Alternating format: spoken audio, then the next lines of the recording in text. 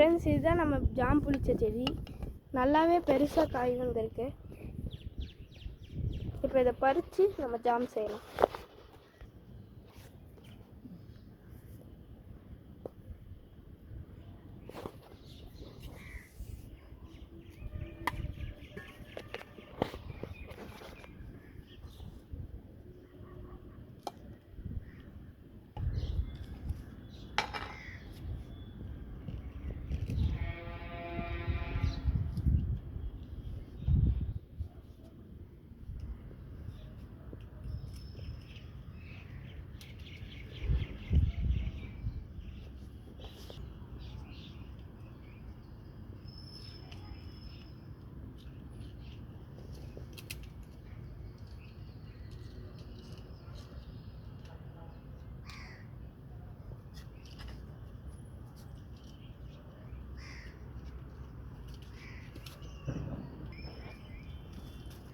First video இதுவாக இருக்கும்.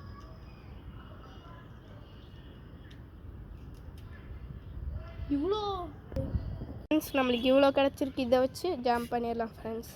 வாங்க போய் எப்படி பண்ணுறதுன்னு பார்க்கலாம்.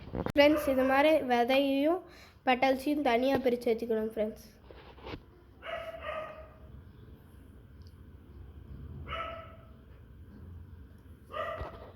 இப்போ இதை ரெடி பண்ணுவோம்.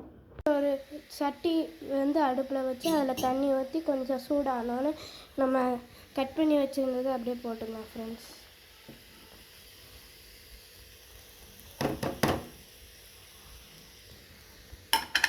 இதை கொஞ்ச நேரம் கிண்டுவோம் ஃப்ரெண்ட்ஸ். இப்படி இந்த அளவுக்கு ஆனக்கடுத்து கொஞ்சோண்டு உங்களுக்கு தேவையான இனிப்பு சுகர் இல்லாட்டி கரும்பு போட்டுக்கலாம் ஃப்ரெண்ட்ஸ். நான் கரும்பு சக்கரை தான் போட போகிறேன். உங்களுக்கு தேவையான இனிப்பு போட்டுக்கலாம் ஃப்ரெண்ட்ஸ். நான் 3 ஸ்பூன் போட்டிருக்கேன் ஃப்ரெண்ட்ஸ். உங்களுக்கு எவ்வளோ வேணுமோ அவ்வளோ போட்டுக்கோங்க. இதை ஒரு 5 மினிட்ஸுக்கு கிண்டணும் ஃப்ரெண்ட்ஸ். நம்ம இந்த பதத்துக்கு வந்தோன்னே இறக்கி வச்சிடலாம்.